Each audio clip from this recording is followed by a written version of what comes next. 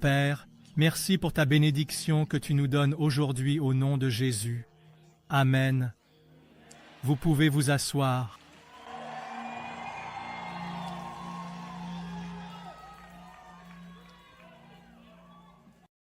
Quelle bénédiction!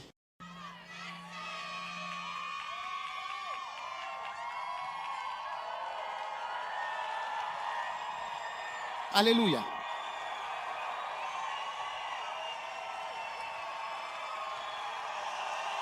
Très bien.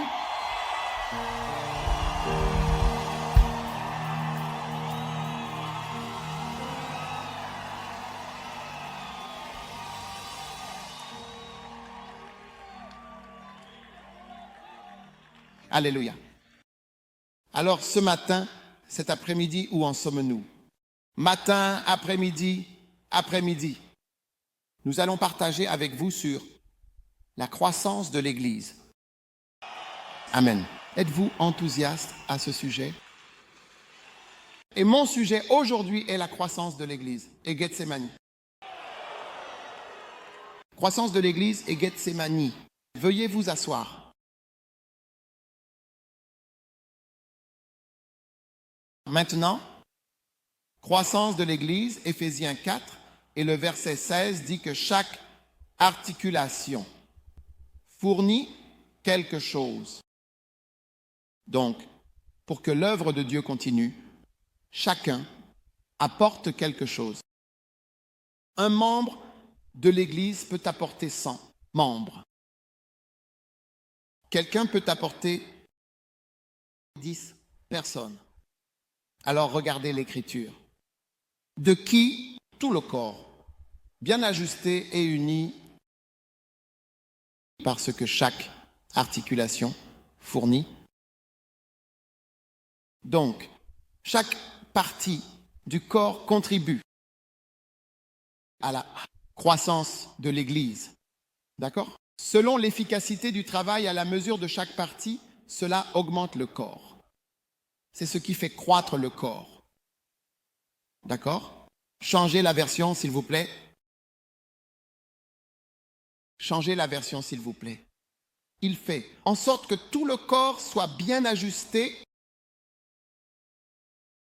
ensemble parfaitement, comme chaque partie fait son propre travail spécial.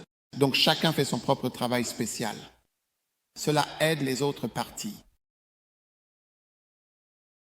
Accroître aide les autres parties à croître. Voyez le mot croître, croissance de l'Église, afin que tout le corps soit en bonne santé et croisse et plein d'amour.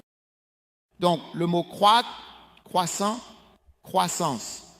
Croissance de l'Église, d'accord, est très important. Et vous voyez que nous tous sommes censés contribuer en étant ensemble. Maintenant, regardez à nouveau la diversion de Sean, s'il vous plaît. Et il fait croître tout le corps et se construire dans l'amour. Amen. Sous le contrôle du Christ, chaque partie du corps fait son travail. Elle soutient les autres parties. De cette manière, le corps est uni et maintenu ensemble. Amen. Afin qu'il fasse croître tout le corps. C'est pourquoi je parle de la croissance de l'Église, car ce qui est dans la Bible nous concerne. La croissance d'une Église, l'Église qui grandit. Chacun a un rôle à jouer. Vous pouvez penser que c'est le travail du pasteur, mais non, la Bible dit que chaque articulation fournit, c'est le vieux langage du King James, changez encore de version. Donnez-nous une autre version. Il nous maintient en harmonie les uns avec les autres. Son souffle et son sang coulent en nous, nous nourrissant afin que nous grandissions en bonne santé en Dieu robuste, dans l'amour. Amen. Mais je veux dire quelque chose. Regardez Éphésiens 4,16 dans la version King James. Le roi Jacques. De qui? Tout le corps bien, ajusté et uni. Donc, la volonté de Dieu pour nous est d'être unis. Nous devons être proches.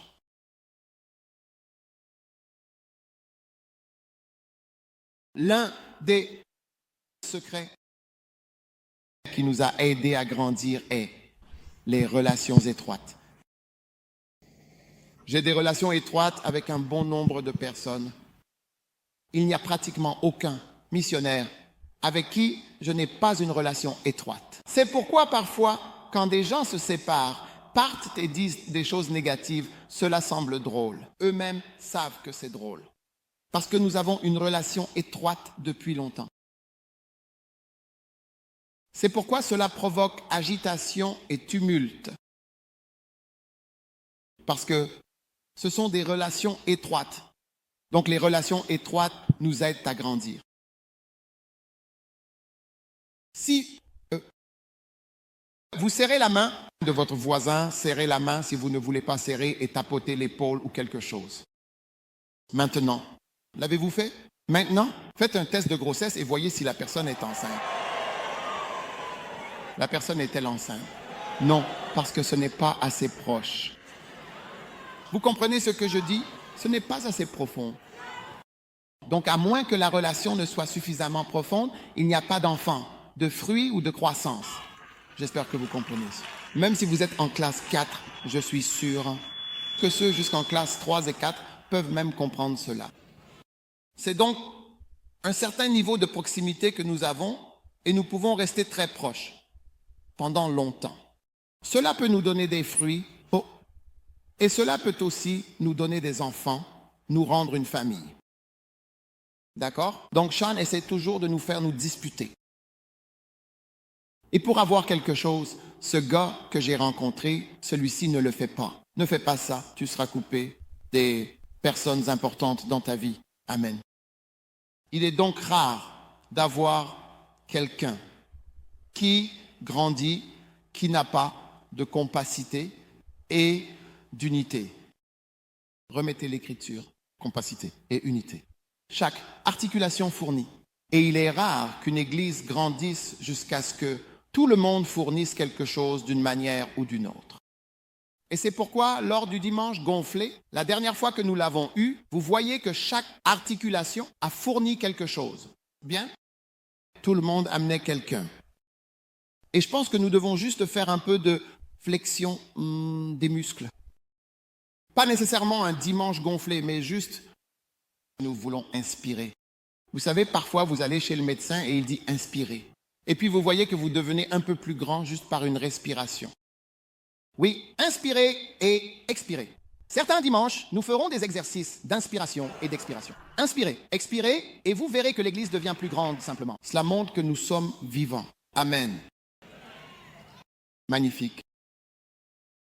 C'est pourquoi nous prêchons sur la croissance de l'Église. Vous savez, je vous le dis, les gens doivent apprendre à aimer l'Église. Parce que l'Église, c'est le Christ, le corps du Christ. Il est la tête, nous sommes le corps. Au mariage, nous entendons ce passage des Écritures. Il est la tête, nous sommes le corps. C'est un grand mystère. Le grand mystère est que vous quittez votre père et votre mère et vous serez unis à votre conjoint.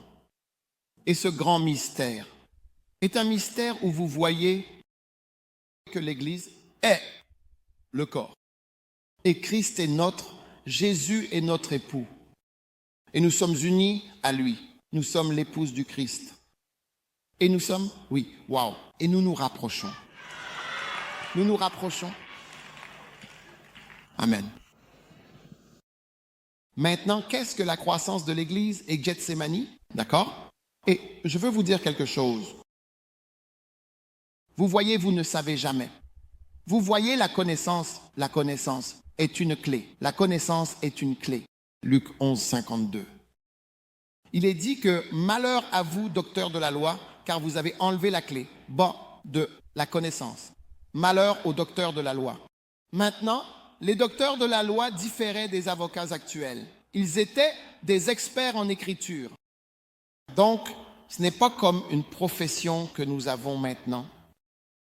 Mais de toute façon, malheur à vous, docteurs de la loi. C'est ce que dit la Bible. Alors, s'il vous plaît, je n'excuse normalement personne. Car vous avez enlevé la clé de la connaissance. Donc, la connaissance est la seule chose dans la Bible qui est appelée une clé. Vérifiez votre Bible et voyez ce qui d'autre est appelé une clé. Quand Jésus a dit « Je vous donnerai les clés du ciel », 2 mai et 16 mai, et du verset 18 et du verset 19. Il dit « Je bâtirai mon église et ensuite je vous donnerai les clés du ciel. Je vous donnerai les clés. » Verset 19. Quelles clés encore? Les clés sont la connaissance. La connaissance vous mènera à un endroit très étonnant en Dieu. Amen. Alors, beaucoup de gens pensent qu'ils ont la connaissance, mais en réalité, nous manquons souvent de connaissance. Et Dieu veut nous bénir avec la connaissance. Amen. Maintenant, l'une des clés est que la croissance de l'Église et la bénédiction en général dans votre vie sont liées à Gethsémani. Regardons ce qu'est Gethsémani. Luc 22. Et il sortit et se rendit, comme c'était sa coutume, au mont des Oliviers. Et les disciples le suivirent aussi. D'accord. Et quand il arriva à l'endroit, il leur dit, priez pour ne pas entrer en tentation. Et il se retira d'eux, à peu près. À la distance d'un jet de pierre, il s'agenouilla et commença à prier, disant, Père, si tu le veux, éloigne de moi cette coupe. Toutefois, que ce ne soit pas ma volonté, mais la tienne qui soit faite. Or, un ange du ciel lui apparut, le fortifiant. Et étant en agonie, il priait, tout très fervemment, et sa sueur devint comme. D'accord. Maintenant, la Bible dit dormir. Levez-vous et priez que vous dormez. Que c'était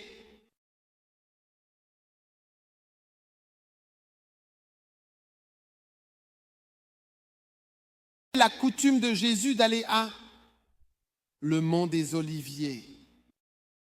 D'accord? Maintenant, quand nous allons en Israël, si j'ai la chance, si j'ai l'occasion d'être avec vous pour cette partie, il y a beaucoup de choses en Israël. Mais du jeudi au vendredi, les mouvements de Jésus. Juste dans ce court laps de temps du jeudi soir jusqu'à l'endroit où le souper était à l'intérieur de la vieille Jérusalem. Après cela, il descend. Vous verrez, vous devez traverser et marcher. Donc vous savez, le voyage en Israël, parfois quand vous êtes avec des personnes âgées qui ne veulent pas beaucoup marcher, etc., vous ne pouvez pas vraiment voir ou ressentir.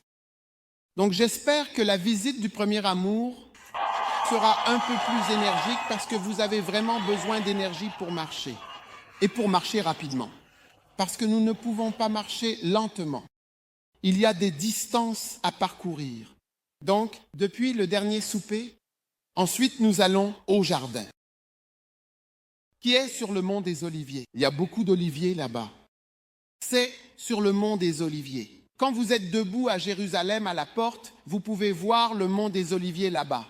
Donc, nous avons eu le dernier souper là-bas, et il est descendu au mont des Oliviers. Et là, il priait. Pendant qu'il priait, c'est là qu'ils sont venus l'arrêter. Donc, quand il a été arrêté, ils l'ont emmené au palais du grand prêtre. Nous devons donc marcher de là, traverser la vallée du Cédron, descendre et monter pour aller au palais du grand prêtre, où il a été jugé. Puis le matin, il a été emmené de là et nous devons retraverser vers Jérusalem, jusqu'à chez Pilate. Palais, qui est à un endroit différent. Et là, il sera condamné. Ensuite, de l'endroit où il est condamné, nous devons marcher sur une route appelée la Via Dolorosa jusqu'au mont Calvaire. Le Calvaire n'est pas juste le Calvaire, c'est le mont Calvaire. C'est tout en haut. Et l'Église catholique a construit une belle église juste à l'endroit où ils croient que Jésus a été crucifié. Donc cette marche vous permet de voir un peu le mouvement qui s'est produit le soir. D'accord? Ça va ici, ça vient ici, ça va ici, c'est arrêté, c'est emmené ici. De là, c'est emmené ici. De là, c'est emmené là-bas. Et toutes les distances. D'accord. Donc, c'est ce qui s'est passé cette nuit-là. Cette nuit-là, Jésus est allé au jardin et c'était un endroit qu'il avait l'habitude de fréquenter. Nous voyons donc Jésus poser les fondations de l'Église dont nous bénéficions tous. Une Église qui n'a jamais cessé de croître. Certaines églises, depuis le Covid, ont espacé les chaises de l'Église et les chaises sont toujours espacées. Les dispositions Covid sont toujours en place car cela aide. Mais l'Église de Jésus n'a jamais cessé de croître. Maintenant, premièrement, que vous enseigne Gethsémani. Premièrement, cela vous enseigne que les tournants importants et significatifs de votre vie sont déterminés dans les moments privés et personnels que vous passez avec le Seigneur. Parce que la vie de Jésus a été déterminée par son temps de prière privé avec son Père, pas par un ministère public.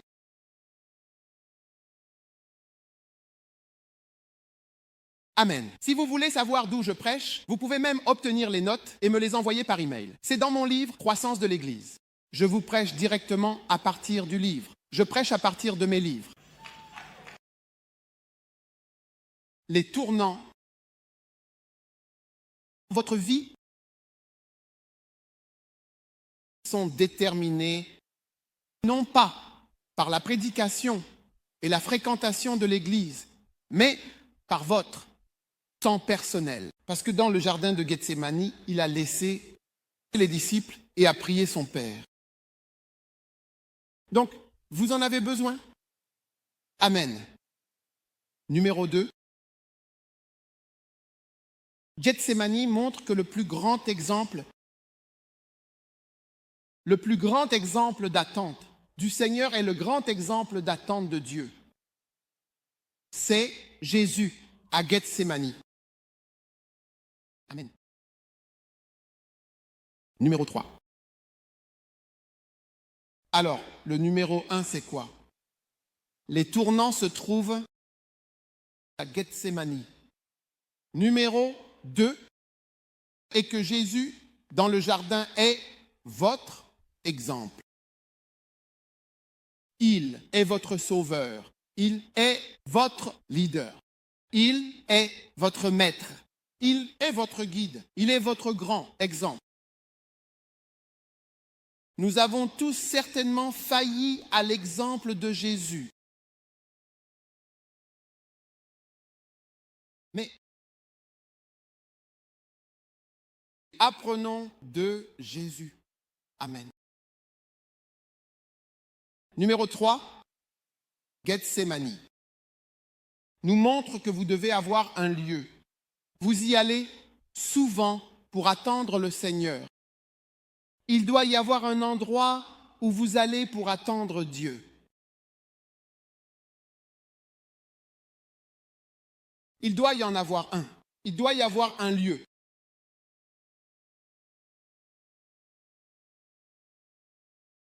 Maintenant, certains d'entre vous ne sont jamais allés nulle part prier. Mais il doit y avoir un endroit où vous allez. La Bible dit comme c'était sa coutume.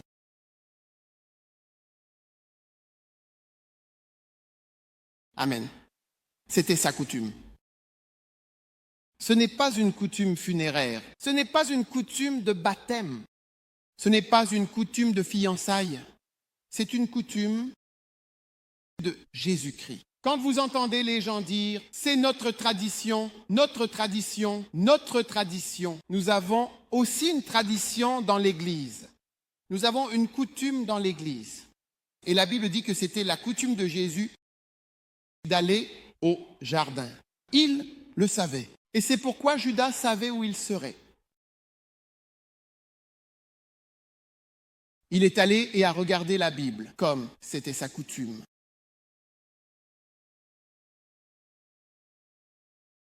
J'ai toujours eu des endroits où je vais pour prier depuis le temps où j'étais au lycée jusqu'à aujourd'hui. J'en ai toute fourmi ou cafard. Qui vit là me verra souvent là-bas. S'il y a un cafard qui y vit, il me verra régulièrement ou souvent aller là où se trouve le cafard. Je fais cela depuis que j'étais au lycée, depuis que j'étais à Lagoune. Vous me trouverez dans les jardins, allongé sur le pont. Il y avait un petit étang là-bas, prié sur le pont.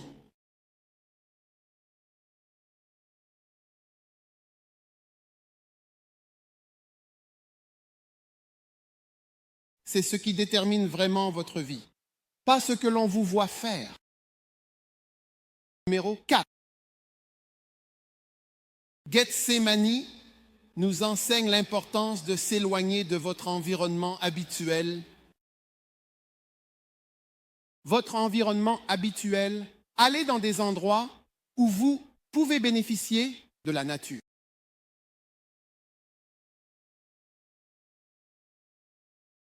Amen. Je me souviens, il y a quelques années, j'ai emmené des gens quelque part pour prier. Et il y avait des gens parmi eux. Pourquoi venons-nous ici? Ils demandaient, pourquoi ne pouvons-nous pas prier à Accra? C'est incroyable comment les gens pensent. Hein? Écoutez, vous serez surpris que votre esprit ne fonctionne pas. Parce que vous êtes en ville. D'après mon expérience, cela vous prend, je ne veux pas dire trop longtemps, mais cela peut prendre 2 jours pour se calmer. Parfois, 3 jours avant que vous soyez. Maintenant, non. Et si votre téléphone est allumé, chaque fois qu'il y a un message, nous revenons à une grande vitesse de pensée.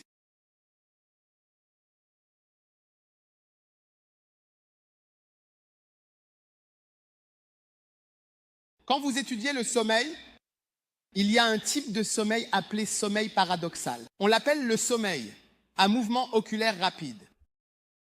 Donc, si vous soulevez vos paupières, vous voyez l'œil bouger. Même si vous dormez, il bouge. Donc, vous pensez que vous vous reposez dessus, mais les yeux travaillent. Les pensées et certains rêves et certaines choses viennent pendant le sommeil paradoxal. Et il y a d'autres phases du sommeil. Cela prend un temps pour se calmer. Numéro 5. Cela vous enseigne, Gethsémani vous enseigne l'importance de fraterniser avec de petits groupes. Amen. Des leaders. Même dans le monde séculier, vous les voyez partir vers des îles, vers station balnéaire. Vous les voyez aller dans des endroits. Une entreprise qui vend des couteaux et des fourchettes. Ils sont allés sur une île pour passer leurs vacances. Quelqu'un qui fabrique des poêles et des casseroles au Venezuela a pris et parti pour je ne sais quoi, pour une réunion. Loin le personnel. Certains louent même des bateaux privément et ils emmènent chaque membre du personnel. Alors pourquoi ne pouvons-nous pas avoir cette réunion chez nous? Vos manières de village vous perturbent. Pourquoi dit-il que vous devez chanter cette chanson avec les manières de village dedans? Alors, préparez-vous, peut-être devez-vous la chanter avant que nous ne terminions.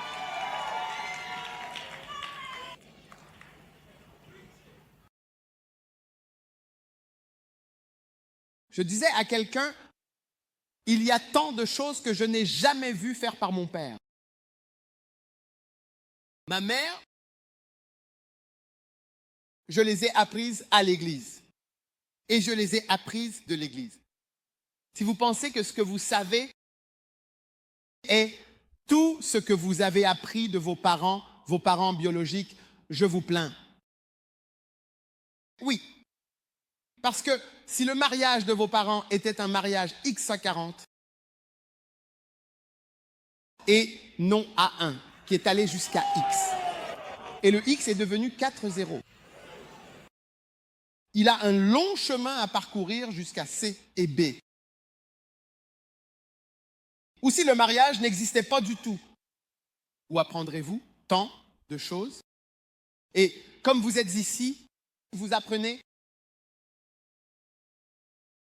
Quand vous entrez dans un certain environnement et que vous vous détendez, votre esprit fonctionne différemment. Derek Prince a dit quelque chose une fois que je l'écoutais. Pouvez-vous m'entendre clairement? Très bien. Je ne m'entends pas si clairement. Derek Prince a dit quelque chose. Il a dit qu'il trouve que Dieu lui parle quand il se repose. Il a parlé de l'une des plus grandes décisions de son ministère. Il a dit qu'il se tenait devant le miroir, se peignant les cheveux, et puis le Saint-Esprit lui a parlé. Et le Saint-Esprit lui a dit, tu n'es pas un évangéliste. C'est tout, tu n'es pas un évangéliste. Oui, il dit, tu es enseignant, pas évangéliste. Oui. Quelque chose comme ça. Oh oui. C'est pourquoi on vous dit, ne prenez pas de décision quand vous êtes en colère. Ne prenez pas de décision quand vous êtes contrarié. Ne prenez pas de décision quand vous êtes sous stress. Parce qu'une grande partie de votre esprit est coupée. Ça ne fonctionne pas. Donc vous voyez, quand les gens sont blessés, Dieu m'a parlé. Au Malais, tu es blessé. C'est ce que tu fais. Tu es juste blessé. Tu es juste blessé. La blessure agit sur toi. La blessure agit sur toi. C'est tout.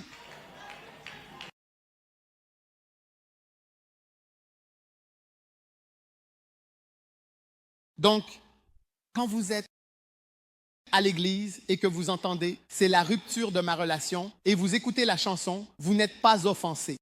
Vous n'êtes pas blessé par cela et vous entendez clairement. Pourquoi? Parce que vous ne communiquez pas, vous ne souriez pas quand vous me voyez. Vous n'êtes pas joyeux autour de moi. Vous n'aimez pas mes amis. Vous avez environ 4 bonnes raisons, sans être offensé, de rompre avant 18 heures. Aujourd'hui.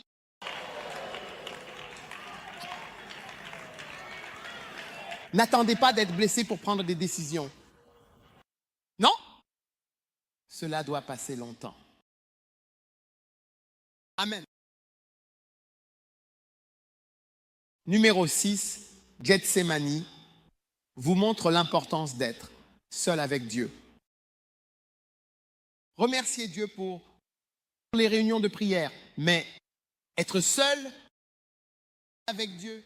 Je suis heureux de diriger une réunion de prière en flux, mais c'est différent de quand je prie seul. Je suis heureux de diriger une réunion de prière, mais c'est différent de quand je prie seul. Oui. Donc, votre vie va changer. Amen. En priant.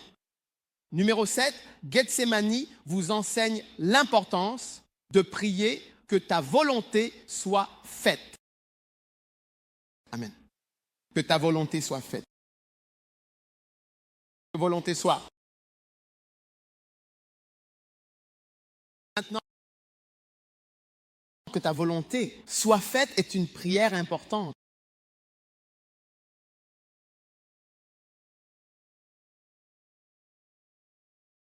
Quiconque prétend connaître la volonté de Dieu, certainement, c'est vrai, vous connaissez peut-être la volonté de Dieu, mais s'il vous plaît, beaucoup d'entre nous ne connaissent pas la volonté de Dieu. La plupart d'entre nous ne connaissent pas la volonté de Dieu. J'ai entendu un pasteur dire, je suis au centre de la volonté de Dieu. Je suis au centre de la volonté de Dieu. J'ai pensé en moi-même, je prie pour avoir une telle confiance que je pourrais aussi dire, je suis au centre de la volonté de Dieu. Oui. Demandez à votre voisin, êtes-vous au centre ou à droite ou à gauche du centre?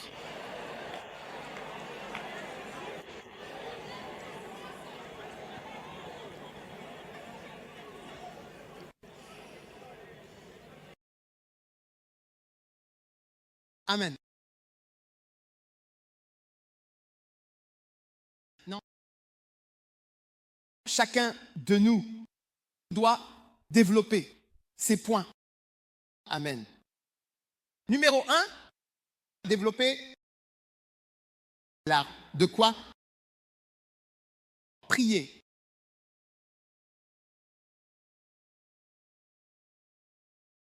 Développer l'art d'attendre Dieu tout seul à partir d'aujourd'hui. Tout seul, je veux vous voir prier seul. Dans un moment de recueillement et de réflexion, je n'ai jamais vu un homme de Dieu, un pasteur, qui réussit sans attendre Dieu, dans la solitude et la prière. Seul. Seul. Être un serviteur de Dieu est parfois solitaire. Et donc, vous prenez un endroit comme Mampoum, il a un environnement qui est différent de l'environnement d'Accra. Vous voyez, vous serez à Accra pendant 5 semaines, il n'y aura pas de pluie, mais il pleut tous les jours là-bas. L'environnement est différent. 4 raisons pour lesquelles il ne pleut pas à Accra. Je suis sûr que vous l'avez appris en géographie. Il y a 4 raisons expliquant peu de précipitations à Accra. Vous connaissez les 4 raisons? Si vous ne les connaissez pas, retournez à l'école, parce que je ne sais pas à quelle école vous êtes allés. C'est de la géographie. Nous apprenons cela en géographie. D'accord. Alors, numéro 1, dites à votre voisin, je veux vous voir seul avec Dieu. Oui. Aujourd'hui, vous avez des gens qui vont regarder des films au cinéma. Parfois, ils emmèneront garçon, une fille.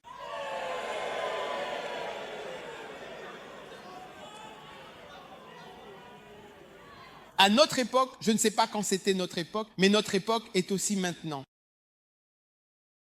Certains d'entre nous n'ont jamais développé cette habitude ou cet art. Oui. Donc, ce que je dis, c'est qu'il ne me viendrait jamais à l'esprit d'aller au cinéma pour aller regarder un film maintenant. Parce que je le regarde à la maison, à la télévision. Ou vous ne comprenez pas mon point de vue. Donc, est-ce quelque chose que je n'ai pas appris à faire? Je ne dis pas que ce n'est pas agréable. Je suis allé au cinéma, j'y suis déjà allé, cinéma Orion. Connaissez-vous Orion? Oui. Nous avions le cinéma Rex. J'avais l'habitude d'y aller. Rex, Orion. Non, je ne suis jamais allé au Plaza. Globe, je suis allé au Globe. Avant que la vidéo ne soit inventée. Oui, rien comme la vidéo. Si tu veux regarder un film, tu vas au cinéma. Ce que je dis, c'est que je n'ai pas développé cela. Et toi non plus, tu n'as pas développé cet art d'aller seul pour prier. Tout comme je n'ai pas développé l'art d'aller, je vais chez une grand-mère pour aller regarder un film. Cela ne m'est jamais venu à l'esprit auparavant. Même quand je passe devant une grand-mère, je ne pense pas à un film. Je ne pense pas au magasin. Mais toi, cela te vient à l'esprit. Donc, ce que j'essaye de te dire, c'est que tu sais comment aller regarder des films. Qu'en est-il de développer l'art d'aller quelque part juste pour prier? Seulement vous, qu'en penses-tu?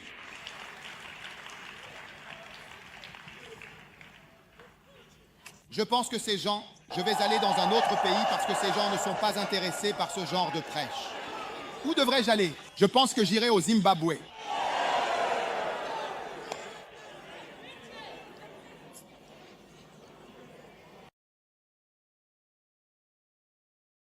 Numéro 2, développer l'art d'attendre. Dieu avec un petit groupe, comme 7 personnes, 8 personnes, 10 personnes. J'avais l'habitude d'aller prier dans les montagnes, juste avec moi-même et quelques pasteurs. Peut-être 10.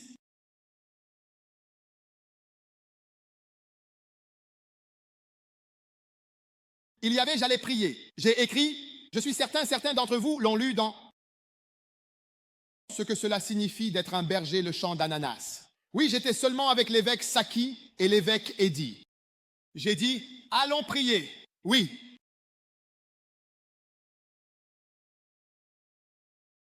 Vous, avec quelqu'un qui dit, allons fumer. Allons suivre des filles.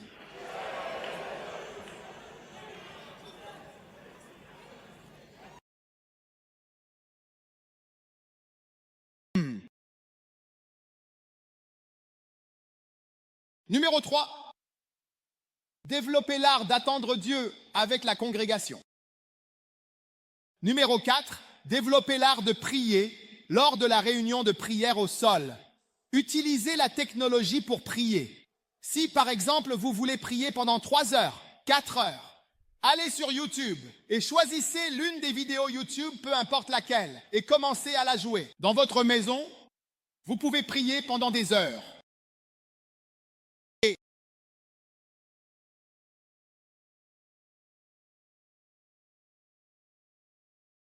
Numéro 4. Développez l'art d'attendre Dieu en vous chronométrant avec le temps. Utilisez votre montre. Jésus a dit quoi? N'avez-vous pas pu veiller 1 heure avec moi? 1 heure. Amen. Si vous ne pouvez prier 1 heure, vous ne pouvez prier. Jésus était choqué que les gens ne puissent pas prier pendant 1 heure. Il était choqué. Demandez à votre voisin quoi? Vous ne pouvez pas prier pendant 1 heure.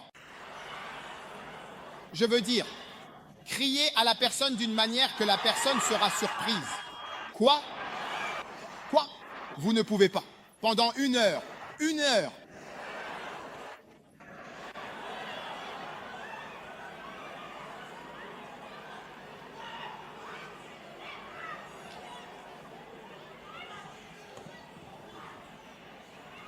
Une fois, j'ai rencontré un homme qui se vantait de la durée de ses relations sexuelles. Oui, il me disait la durée. Je ne veux pas dire la durée au micro, mais il me disait le temps qu'il passait. Il disait qu'il n'y a personne qui peut faire ce qu'il peut faire. Ce n'est pas que je l'ai vu dans un film. Il est là debout. C'est le sien. Je veux dire, il en est fier. Mais je ne sais pas s'il ne m'a jamais parlé de prière.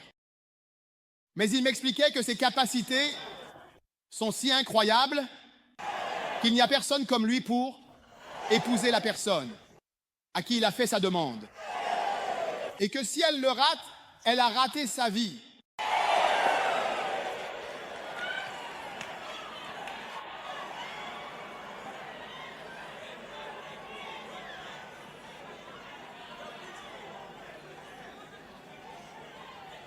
D'accord, donc, pouvons-nous plutôt nous vanter de ne pas tous les deux? Mais, disons plutôt, vous savez, je peux prier pendant 2 heures, je peux prier pendant 3 heures. Plutôt que de dire à quelqu'un que vous pouvez avoir des relations sexuelles pendant... Comment appelez-vous ça? Je ne mentionnerai pas cela.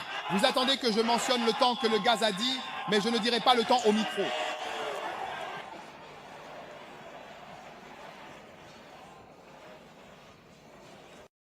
Au lieu de dire personne comme Jésus, personne comme moi.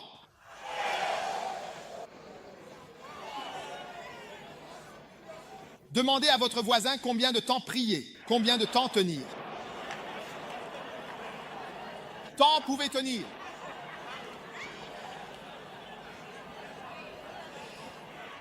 Numéro 6. Développez l'art de prier en langue tout en lisant votre Bible. Amen. Développez l'art de prier en langue tout en lisant la Bible. Vous vous demandez, que ferez-vous à Gethsémani? Et vous priez en langue? Vous devez le faire. Votre esprit peut vagabonder. Donc, en lisant votre Bible et d'autres livres liés à la Bible, vous commencerez à avoir des révélations. Combien veulent des révélations? Oh, oui. Amen. Alléluia. Et alors, priez. Priez. Maintenant, je vais vous donner un signe. Combien vont développer ce signe? Oui, priez, jusqu'à ce que vous puissiez prier toute la nuit par vous-même. Sans dormir. Un homme toute la nuit. Il n'y a personne pour dire allons-nous prier ou partager. Vous êtes juste seul dans la pièce. Oui, jusqu'au matin, toute la nuit. Sans supervision, seulement vous, toute la nuit jusqu'à ce qu'il fasse jour. Et vous êtes là en prière. Est-ce trop? Je pense que je devrais partager cela avec l'école de l'évêque. Peut-être que les gens ne sont pas intéressés par de telles choses. Ouais.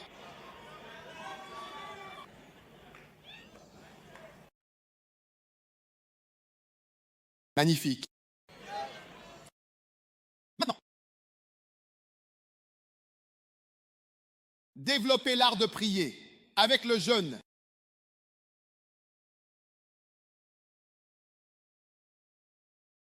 Maintenant, tout le monde doit essayer. Un jeûne d'un jour, un jeûne de 3 jours, un jeûne de 5 jours, un jeûne de 7 jours, un jeûne de 14 jours, un jeûne de 21 jours. Chloé, tu es à sec, seulement de l'eau. Et 40 jours, pas au-delà de 40 jours. Et ne meurs pas, s'il te plaît.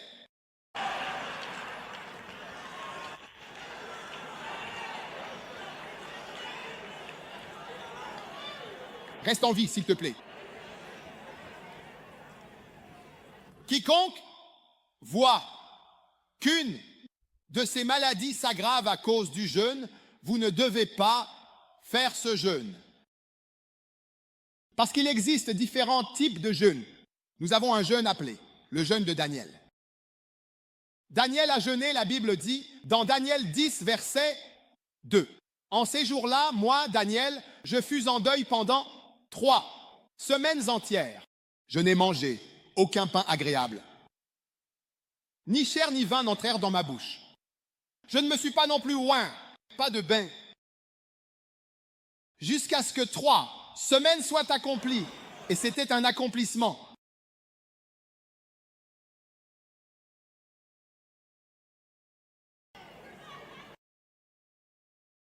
Pas de pain agréable. Non, agréable quoi? Pain. Cela signifie que vous mettez de côté banco et soupe de gombo. Vous mettez de côté tous vos ragoûts et tout ce que vous voulez. Vous mettez de côté le ragoût d'aubergine. Quoi? Votre poisson et votre king.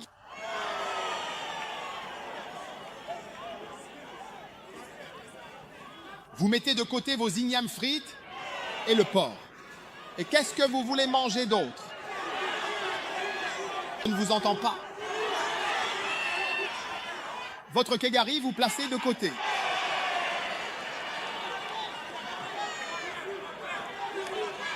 Mettez de côté votre kelewel. Ceux d'entre vous qui ne savent pas ce qu'est le kelewel, cherchez en ligne. Vous n'avez jamais mangé de kelewel auparavant. Où sont-ils? Vous ne savez pas ce que vous manquez. Kelewele. Venez au Ghana et mangez du kelewele. Venez au Ghana et mangez du kelewele. Vous n'avez idée de ce que vous manquez.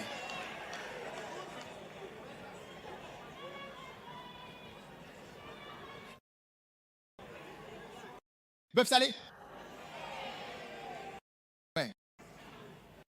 Parce que vous voyez, c'est un type de jeûne. Il est approuvé par Daniel le prophète. Il a eu plus de visions que n'importe lequel d'entre nous qui prétend jeûner à sec.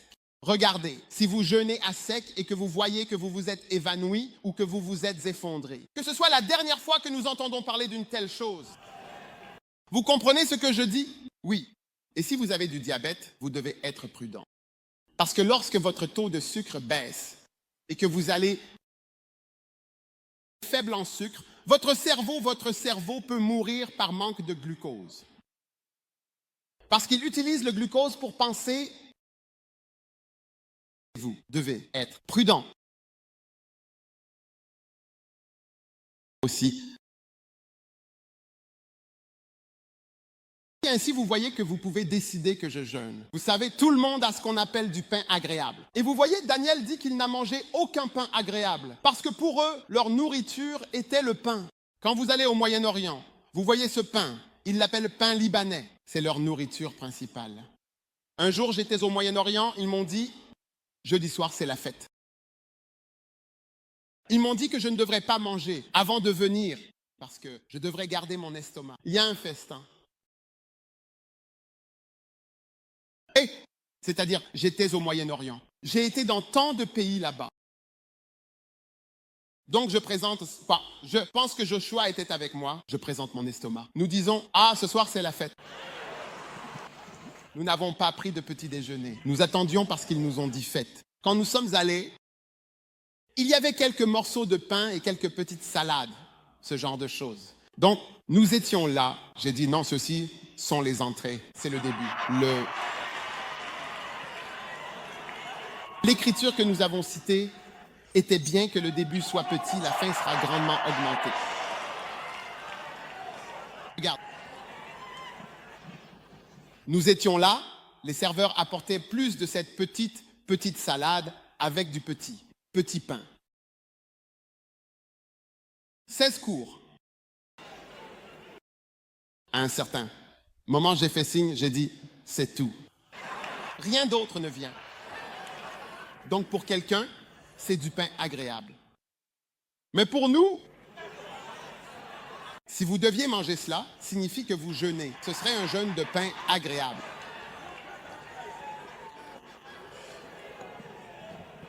Un jour, j'ai invité un de mes évêques chez moi. À cette époque, il n'était pas marié. Ma femme a préparé du jollof et d'autres choses. Alors, nous nous sommes assis à table et nous avons commencé à manger. Puis, alors que nous mangions, je le regarde et il baisse la tête. Je dis, frère, qu'est-ce qui ne va pas? Il a dit, oh, rien. J'ai dit, non. Je dis, qu'est-ce que c'est? Il a dit, normalement, le riz est mon dessert. Il a dit, normalement, le riz est mon dessert.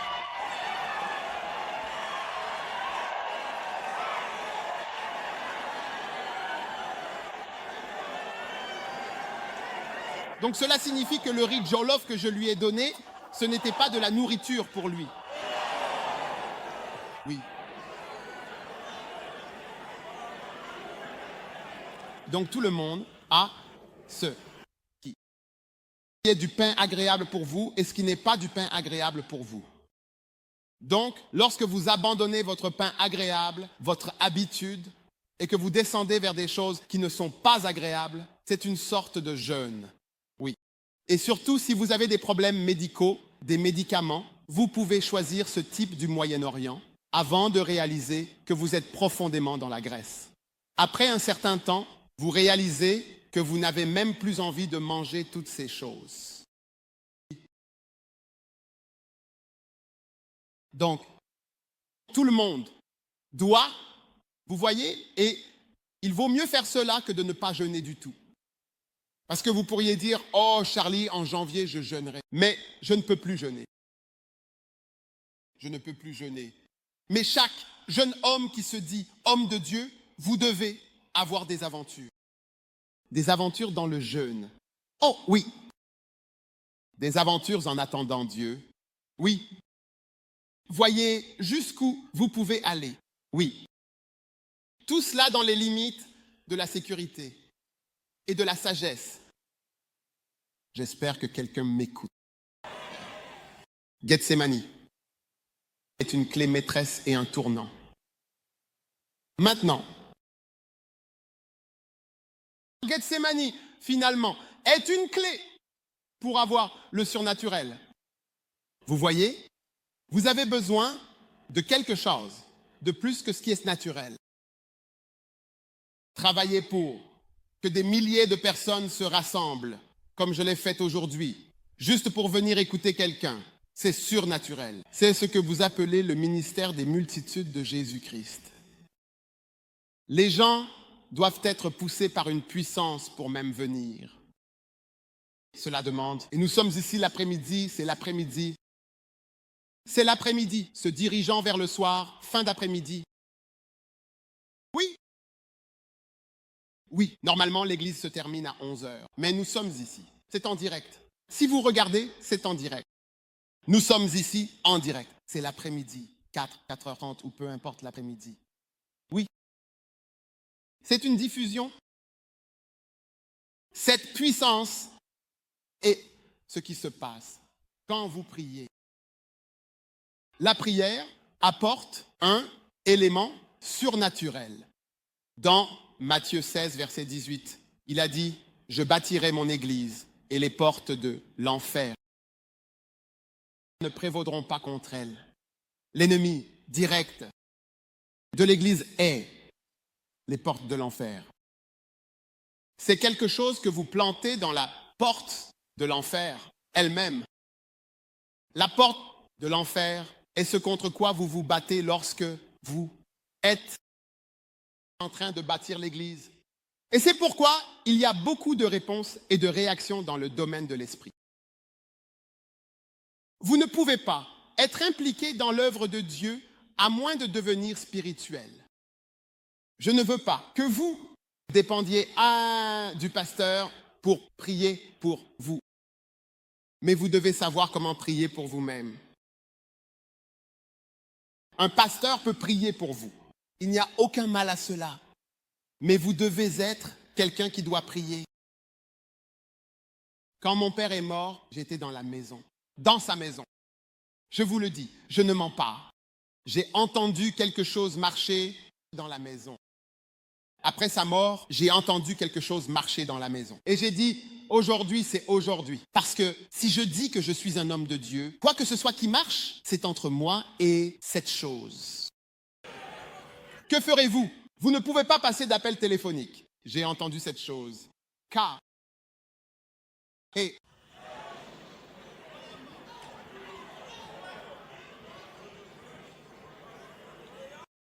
n'es-tu pas un homme de Dieu? Lève-toi et prie et défie la chose.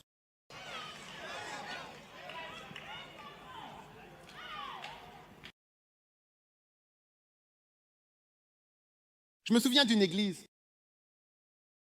Le pasteur a donné un témoignage. Il a dit, je bâtirai mon église. Cela amène le surnaturel. Quand Jésus a prié dans ce jardin, des anges sont apparus. Des anges, vous l'avez lu. Il a dit que des anges sont apparus pour le fortifier. C'est alors que des choses surnaturelles commencent à se produire. Que dit-il? Et un ange du ciel apparut, le fortifiant. Votre prière amènera des anges. Votre prière amènera des anges. Ainsi, votre vie naturelle, la façon dont les choses se passent, va changer et une sorte d'engagement surnaturel dans le domaine de l'esprit. Les anges seront déployés en votre faveur. Un ange est apparu pour le fortifier. Il n'a pas demandé un ange, mais des anges viendront avec cette prière. Une fois, j'étais dans une maison en train de prier et mes yeux sont, je me souviens que je peux. Cela me vient à l'esprit tout de suite. Je les ai vus à l'extérieur de ma maison, je les ai vus à l'extérieur de la maison où je priais. Si vous sortez par la porte, comme celui-ci était assis juste là, comme si je devais sortir, je devrais demander, excusez-moi. L'un était assis là, un autre était debout ici, parlant à celui-là. Et il y en avait un ici, et il y en avait d'autres par 3 ou 4. Ils étaient comme des gardes de sécurité, comme une équipe. Ils étaient juste là, ils étaient juste à l'extérieur de la maison. Et j'étais à l'intérieur en train de prier, et je les ai vus. Oh oui, dans le domaine de l'esprit. Parce que en priant, vous engagez le domaine de l'esprit et attirez un élément surnaturel dans votre vie sèche. En vie sèche,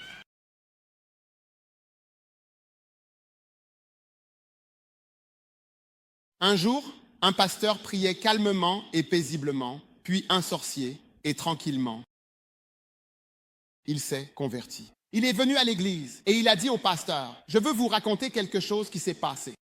Quand j'étais en train de pratiquer cela, j'appartenais à ce groupe. Il a dit, Nous avons été envoyés en mission dans votre ville, pas dans cette ville, mais dans votre ville, pour aller disperser les églises. Oui, aller disperser les églises. Ils ont dit, quand nous sommes arrivés, nous sommes entrés dans la première église. Oh, nous avons terminé l'église. L'église a été dispersée et l'église a pris fin.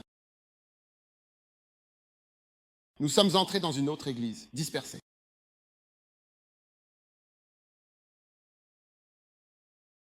Puis nous sommes venus à votre église. Il s'est maintenant converti dans cette église. Cet homme était un sorcier, dit-il, quand nous sommes arrivés à votre église. Nous avons vu un grand auvent au-dessus de l'église. C'était grand, mais il y avait un auvent au-dessus d'un auvent d'épines. Pouvez-vous imaginer comme si c'était une tente d'épines? Dans le domaine de l'esprit, ils ont vu les épines, ont-ils dit. Nous ne pouvons pas entrer.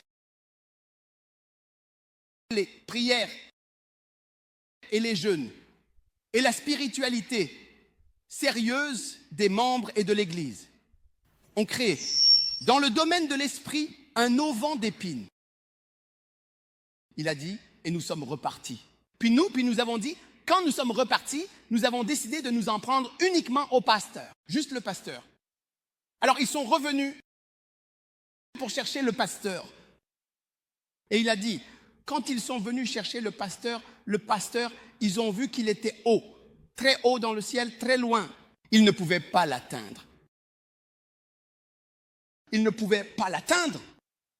Il était dans le domaine de l'esprit, il était très loin. Oh, oui. Je me souviens, église Accra, un homme de Dieu est venu d'Angleterre, ou d'ailleurs, je pense que c'était l'Angleterre, et il est venu il était prophète, et il a fait un appel à l'autel. Il a dit, toutes les dames qui sont ici, vous êtes venus tenter le pasteur. Venez à l'avant. C'est la raison pour laquelle vous êtes venus ici. Vous êtes ici pour tenter le pasteur. Venez. Venez les voir.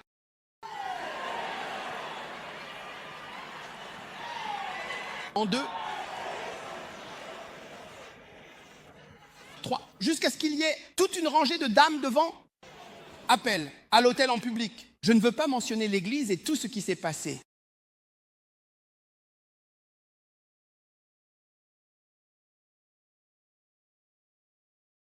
Les sexy, les super sexy. Nous avons le marché et le supermarché. Donc nous avons les sexy et les super sexy.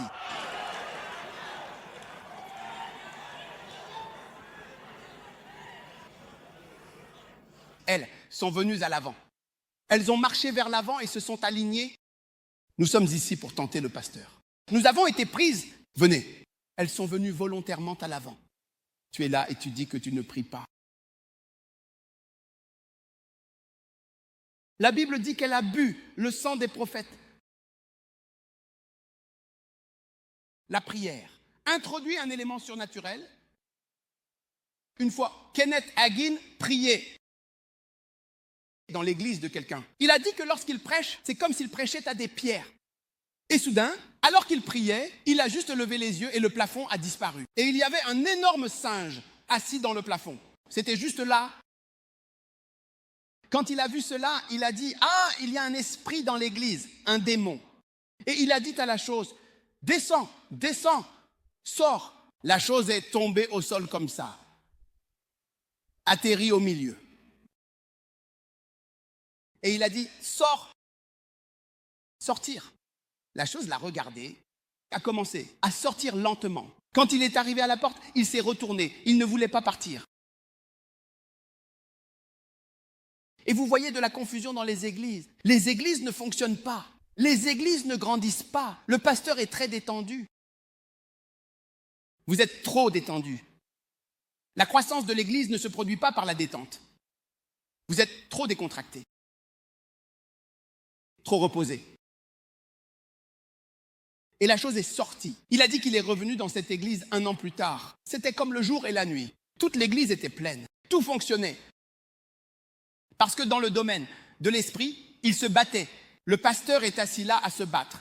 Et cet esprit induit toutes sortes de choses dans l'Église. Rien ne fonctionne. Il n'y a pas de bon esprit. Pas d'esprit doux. C'est pourquoi un pasteur doit être spirituel. Et les membres de l'Église doivent être spirituels. Votre Église a un camp de prière. C'est votre Église. Vous l'avez construite. C'est votre camp de prière. Au moins, s'il n'y a rien, il y a un jardin de prière. Vous ne savez pas ce qui se passe dans le domaine de l'esprit. Beaucoup de choses se passent. Mais la prière apporte toujours un élément surnaturel. Quand Jean-Baptiste est né de nouveau, son père Zacharie était dans le temple, en train de prier et de servir. Puis un ange est apparu. Quand Pierre a été arrêté, la Bible dit que l'Église s'est rassemblée et que la prière a été offerte au Seigneur. Puis un ange est apparu. Chaque fois que les gens prient, il y a une réponse dans le domaine de l'esprit et une sorte de réponse spirituelle.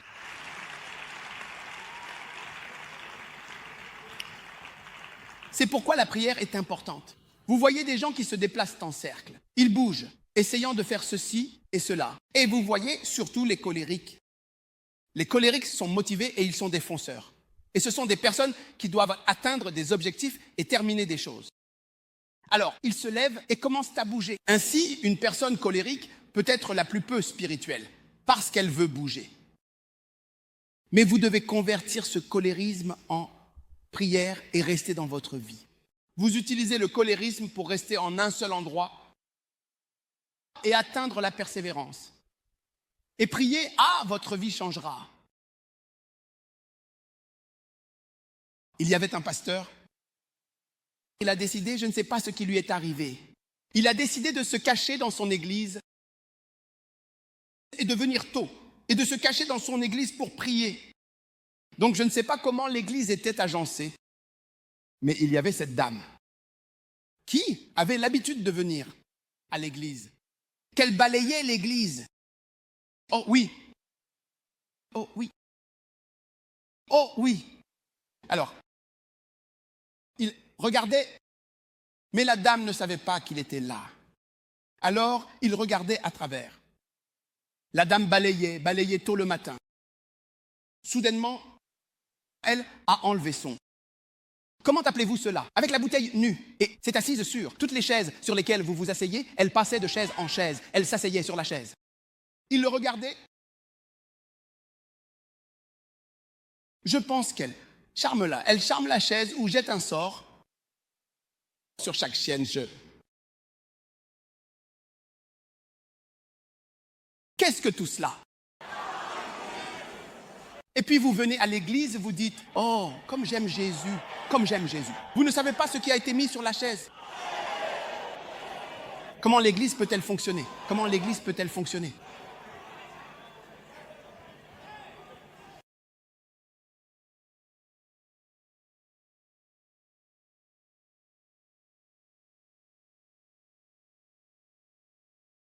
Dieu vous montre le besoin d'être un homme de prière. Quand les ennuis arrivent, vous ne pouvez pas prier. Vous ne pouvez pas me l'enlever. Même la prière ne vous viendra pas à l'esprit. Ça ne vous viendra même pas à l'esprit, comme « laissez-moi prier ». Vous auriez déjà dû prier. Ne prenez pas Dieu pour une roue de secours. Personne n'aime être utilisé comme une roue de secours. Même les roues de secours n'aiment pas être utilisées comme roues de secours.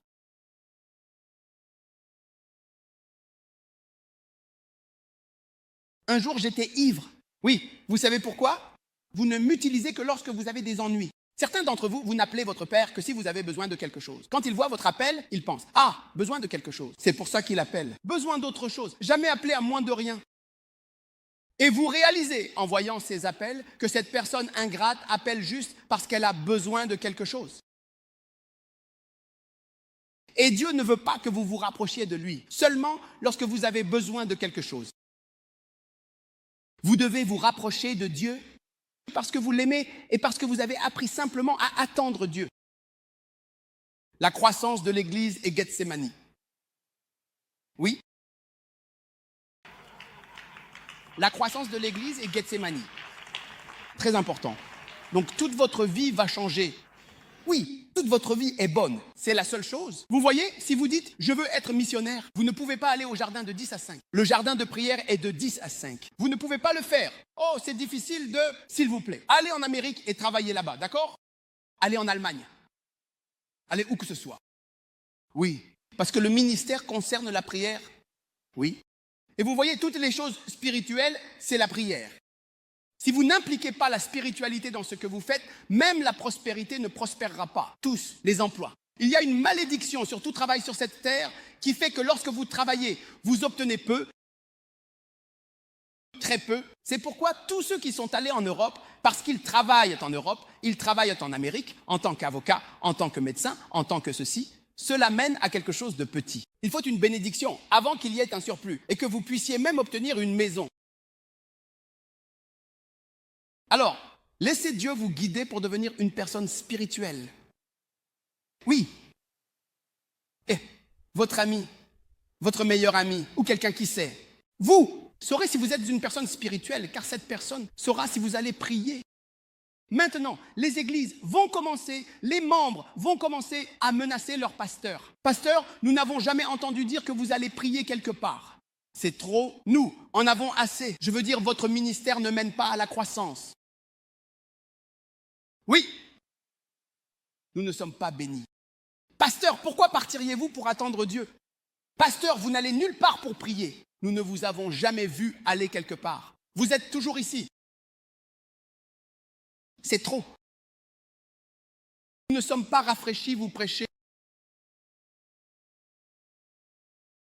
Trouvez le pasteur le plus proche et menacez-le. Dites, pasteur, pourquoi n'allons-nous pas attendre Dieu? Nous voulons un pasteur oint. Nous en avons assez des choses brillantes.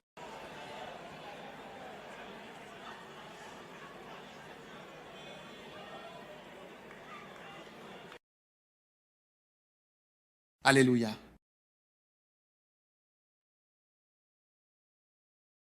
Vous écoutez? Nous allons conclure, mais je veux vous dire quelque chose. Vous savez, si vous n'allez pas à Gethsémani en prière, certaines personnes importantes ne prendront pas la bonne décision à votre sujet. Parce que vous voyez, Ponce Pilate, c'était lui qui prenait les décisions. Je veux dire, ils l'ont présenté. Vous voyez que le prêtre l'a emmené directement chez Képhas. C'est pourquoi je veux que nous irons du jardin à la maison de Képhas. Ensuite, vous verrez qu'ils ont une prison là-bas où ils l'ont gardé en dessous. Mais vous voyez, ils ne pouvaient pas le condamner à mort parce que les prêtres ne peuvent pas condamner les gens à mort. Il y avait un gouvernement et le gouvernement était romain, donc ils devaient l'emmener à Pilate. Alors Pilate est sorti. Maintenant, Pilate doit prendre une décision. Celui-ci dit ceci, celui-là dit cela.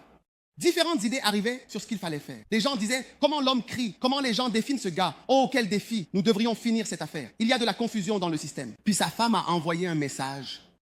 Tout dépend de Pilate. C'est pourquoi dans le credo des apôtres, nous mentionnons le nom de Pilate.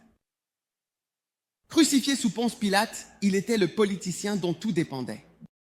Et peut-être y a-t-il quelqu'un dont votre vie dépend de la façon dont la personne pense et décide.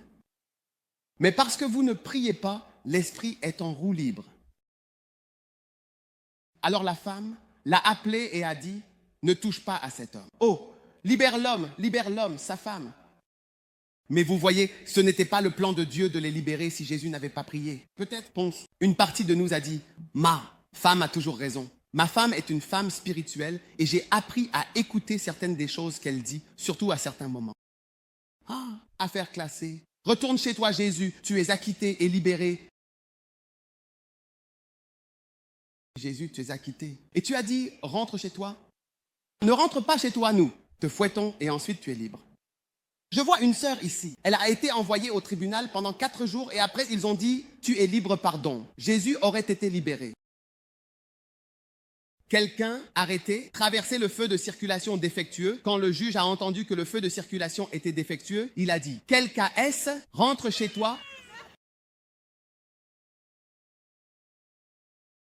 Le pilote de Jésus Puncher aurait pu dire, Charlie, non, ce n'est pas un cas.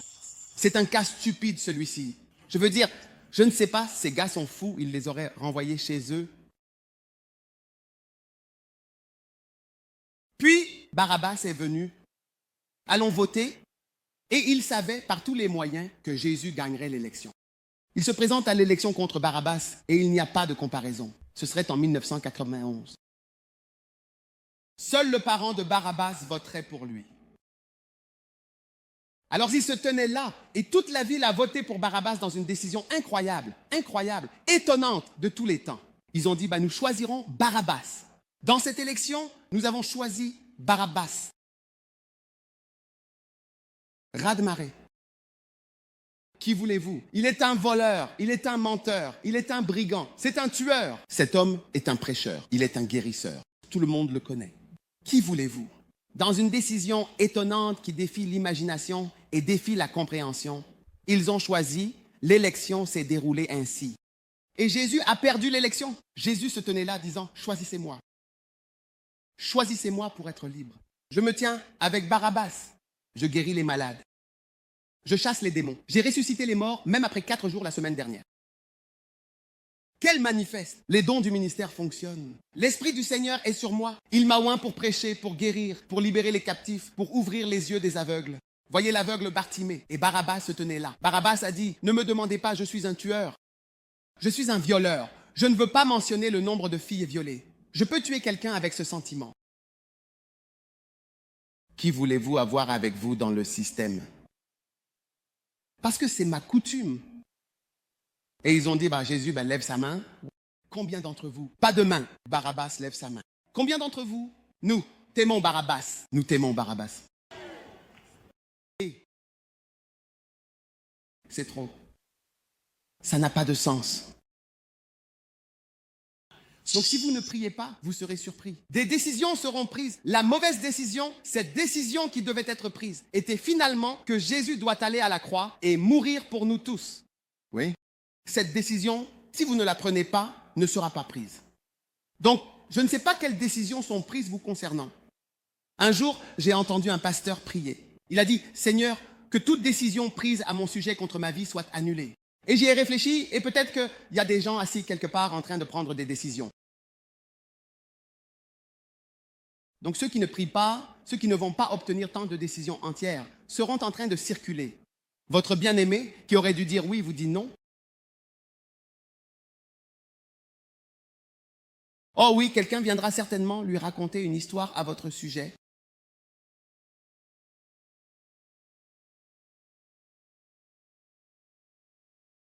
Quand j'ai rencontré ma bien-aimée, quelqu'un est venu lui raconter de mauvaises histoires sur moi. Oui! C'est vrai. Je ne sais pas pourquoi on disait du mal de moi. Ça fait longtemps que j'ai vécu ça.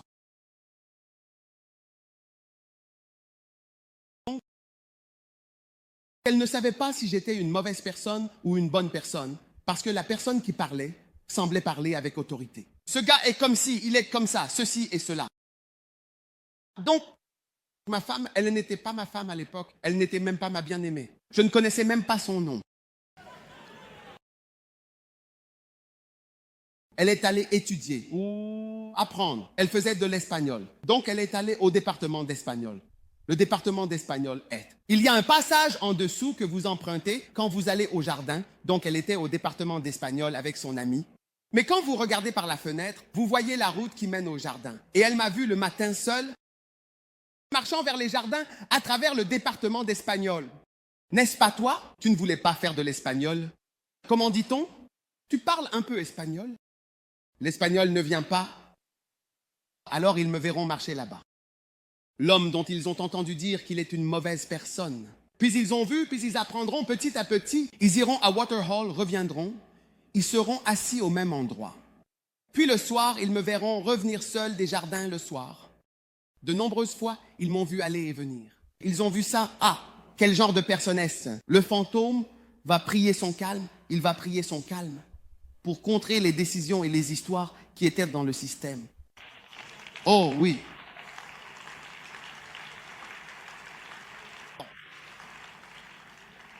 Votre vie change à travers Gethsémani. Tout le monde doit le prendre. C'est pourquoi je remercie Dieu.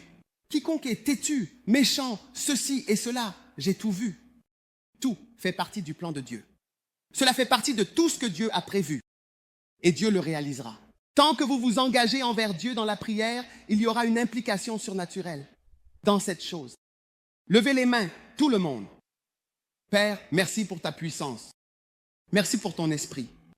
Tu nous guides d'une manière magnifique. Nous te rendons grâce. Engagez-vous simplement à aller, Seigneur. Je veux être une personne spirituelle et priante à partir d'aujourd'hui. Au nom puissant de Jésus, merci pour chaque main qui est levée, car nous nous engageons à la prière et à la spiritualité.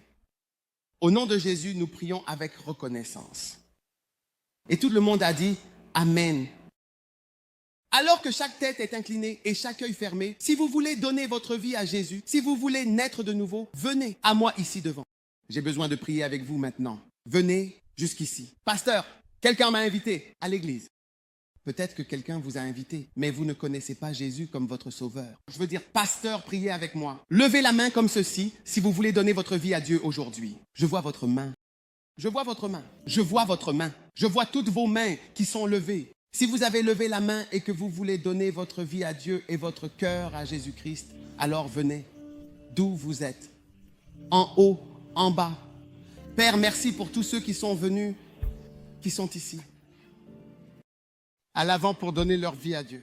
J'attends juste, il y a encore quelques personnes. Peut-être vous demandez-vous, devrais-je donner ma vie à Dieu? Devrais-je donner ma vie à Jésus? Je vous offre une chance pour une vie surnaturelle. Je vous offre une chance de rencontrer Jésus, de connaître Jésus, de suivre Jésus. Si vous voulez donner votre vie à Jésus, je vous donne la dernière chance. Venez avec la main levée. Venez à Dieu. Venez à Jésus. Venez. Très bien, levez les mains. Dites cette prière. Tout le monde ici devant, dites Jésus, s'il te plaît, pardonne-moi pour mes péchés. Je te donne mon cœur. Purifie-moi. Je suis un pécheur. Je ne vous entends pas dire Jésus, je suis un pécheur. Lave mes péchés. Fais de moi une nouvelle personne. À partir d'aujourd'hui, je suivrai Jésus, je servirai Jésus. S'il te plaît, écris mon nom dans le livre de vie. Merci Seigneur, merci Jésus de m'avoir sauvé aujourd'hui. Répétez après moi, Satan. Je te rejette, je te lie, je te chasse de ma vie. Au nom de Jésus-Christ. Levez vos deux mains comme ceci. Dites, Jésus, merci. Jésus, je t'aime. Jésus, j'ai besoin de toi. Jésus, je suis ton serviteur pour toujours et à jamais. S'il te plaît, accepte-moi au nom de Jésus. Et tout le monde a dit Amen. Que Dieu vous bénisse abondamment. Que Dieu vous bénisse abondamment.